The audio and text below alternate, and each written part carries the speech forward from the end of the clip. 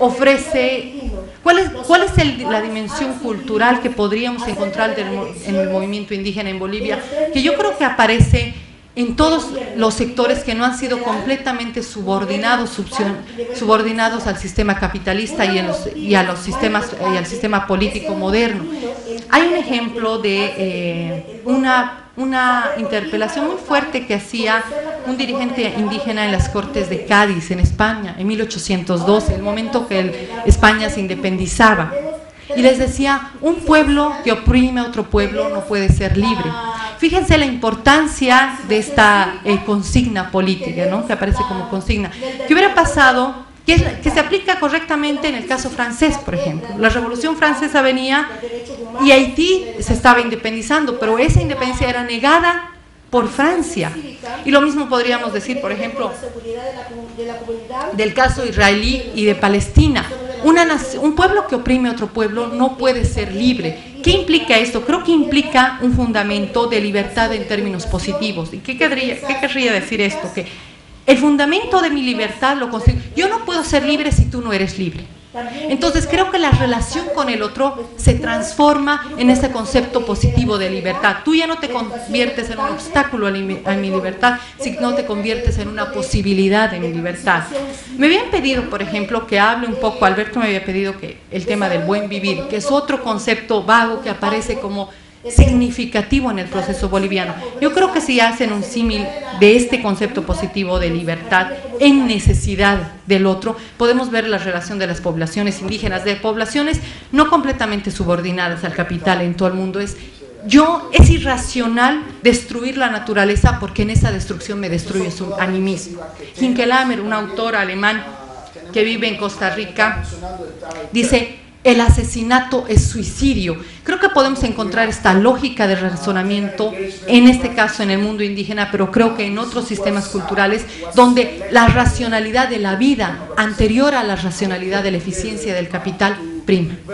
Entonces, esta dimensión cultural profunda, yo creo que en este sentido, esta libertad positiva que estamos hablando, esta racionalidad que interpela, que necesita del otro, no en un sentido de altruismo contra el egoísmo capitalista, no estamos hablando en términos morales, sino en un sentido de una racionalidad que pueda contrarrestar la irracionalidad de la razón, de la eficiencia, finalmente de la razón capitalista, con cuyos excesos estamos siendo testigos hoy. Todo el tema ecológico, todo el tema de la pobreza, y hay más conciencia respecto a esto, podría ser un aporte que, aunque está presente en las comunidades indígenas con sus productos e instituciones y prácticas interiores, puede ser fundamentalmente aplicado o puede servir de fundamento de un sistema político nacional.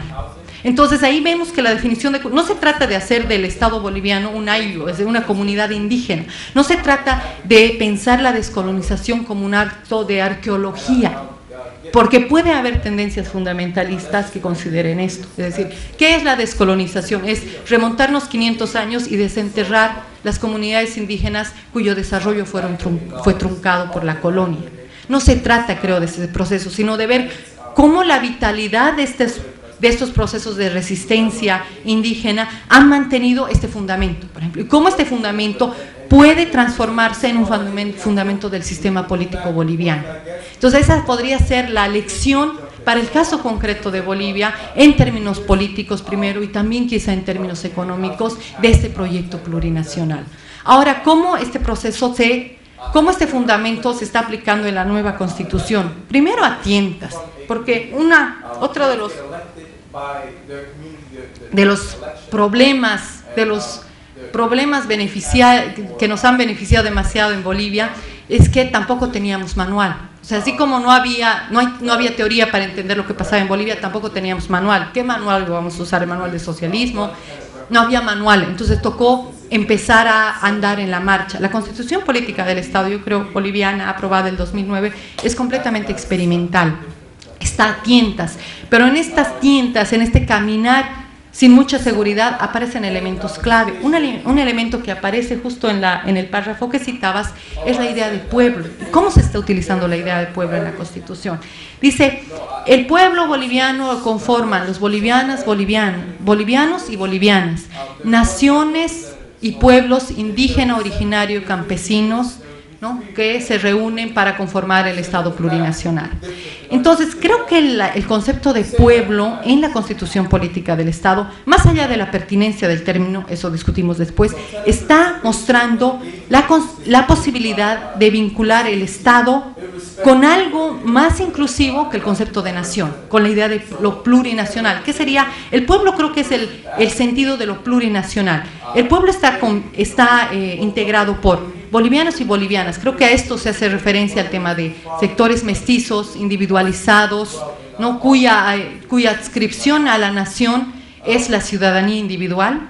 Pueblos y naciones, indígena, originario, campesinos. Y en toda la Constitución ustedes ven indígena, originario, campesino, y uno dice, ¿por qué se repiten estos términos? Y también tiene que ver con el reconocimiento de que el mundo indígena es profundamente heterogéneo. Tienes grupos indígenas que se reconocen o como pueblos o como naciones, como indígena, originarios o campesinos. Los indígenas, por ejemplo, pueden ser los de las zonas de tierras bajas. Los originarios es un término que están apelando los indígenas del altiplano, y los campesinos, aquellos que han tenido experiencia combativa fuerte en la Revolución del 52 y cuya organización es el sindicato. Entonces tienes indígena, originario, campesinos, que se ha mantenido. No se define uno de los tres términos para hablar de la heterogeneidad del mundo indígena. Menciona también comunidades afro-bolivianas, que son una minoría en Bolivia, y pueblos interculturales, que son grupos de migrantes indígenas de las tierras altas a las tierras bajas. Entonces aparece toda esa heterogeneidad definida como pueblo. Creo que esta es una salida para hablar no de la relación entre Estado y nación, sino entre Estado y pueblo.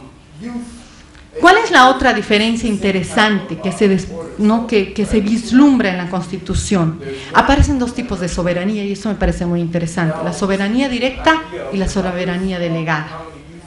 Al nivel nacional se proyecta una soberanía delegada, es decir, cada pueblo, nación, indígena, originaria, campesina, boliviano, etcétera, renuncia a parte de su autodeterminación, a parte de su decisión, a nombre de una institución nacional que pueda coordinar este proceso, el Estado plurinacional.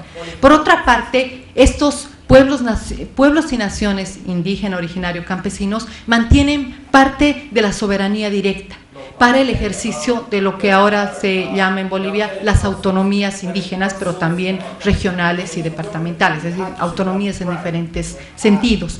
Esta diferenciación de la autonomía, de la soberanía, te permite mantener al Estado como un coordinador nacional que se necesita, pero también mantener la independencia, o sea, mantener la autodeterminación hasta cierto punto en los niveles locales.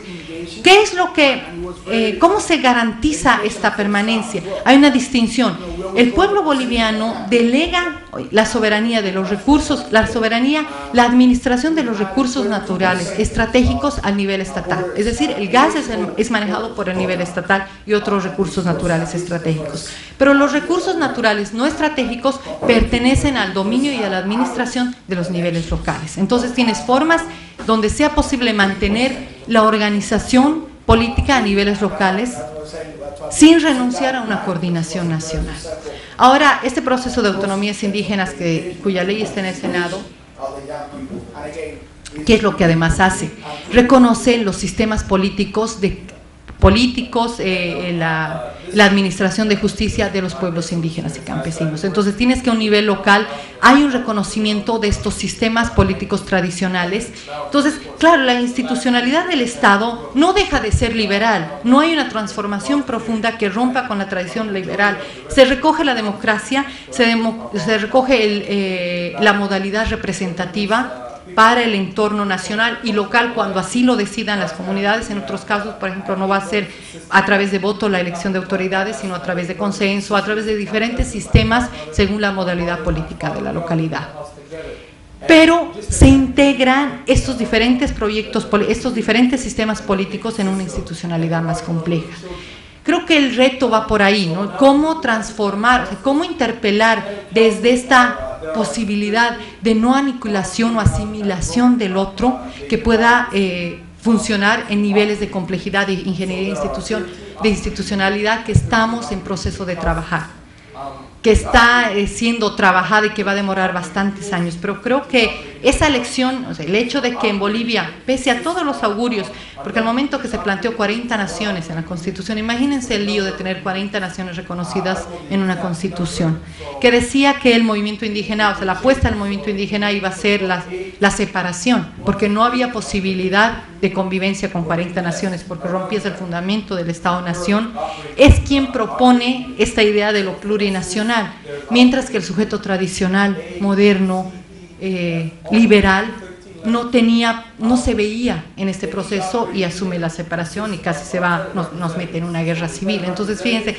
esa elección de poder convivir con el otro político, que no es un enemigo, sino un adversario, es lo que posibilita el proceso de hegemonía, es decir, el sector indígena interpelando a sujetos que lo consideraban inferior, donde todavía hay racismo, donde no, un montón de contradicciones permite nuclear a estos sujetos porque el otro es visto no como un enemigo al que destruir, sino como un adversario al que respetar.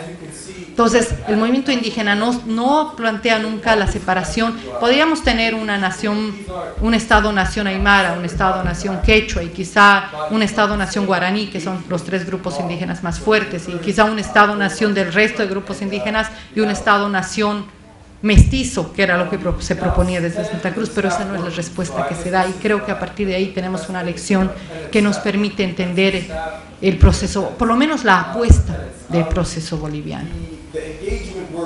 ¿Cuánto demora? Gracias. Bien.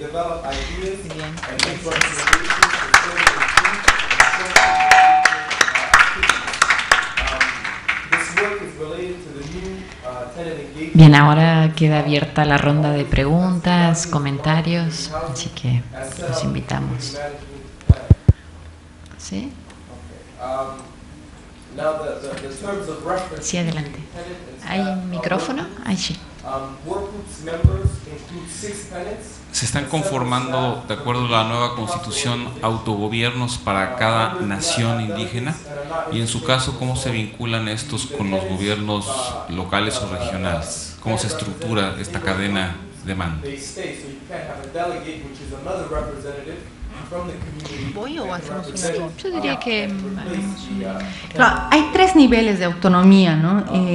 Indígena, regional y departamental, ¿no? Que son las divisiones político-administrativas. Entonces, el régimen indígena todavía es un régimen especial porque no va a estar contemplado ni en el nivel, el regional y el departamental serían manejados a partir de democracia representativa y el sistema liberal. El régimen indígena seguramente va a hacer una serie de experimentos para ver qué tipo de sistemas políticos funcionan, es decir, que el sistema se están integrando en territorios indígenas más amplios, van a empezar a nivel municipal, pero se propone el agrupamiento, le llaman la mancomunidad de municipios indígenas. Y según el avance, porque no todos, además se propone que no se ha hecho una autonomía de hecho, sino que los pueblos y naciones indígenas tienen que sufrir un proceso de referéndum para ver si quieren integrarse en este sistema. Por las experiencias que se están dando, no todos los pueblos indígenas están en el proceso inmediatamente, y quienes están articulándose a través de mancomunidades de municipios. Hay un problema central a esto. Cuando tú reintegras territorios indígenas, necesariamente cruzan territorios de la región, ya sea provincial o departamental, que es la división mayor. Entonces, ¿cómo se soluciona esto? Parece que va a ser vía referéndums. Ahora, ¿cuál es la vinculación de esos 3 niveles autonómicos con el Estado central? Una cosa, por ejemplo, que sería interesante seguir trabajando, que no se pudo por los problemas de la Constitución, es mantener un cuarto poder que no es el electoral, sino que se proponía que era de un consejo de todos los niveles autonómicos paralelo al Ejecutivo. Entonces, ese sería el nivel de aglutinamiento a escala mayor, un control social donde todas las autonomías indígenas, pero también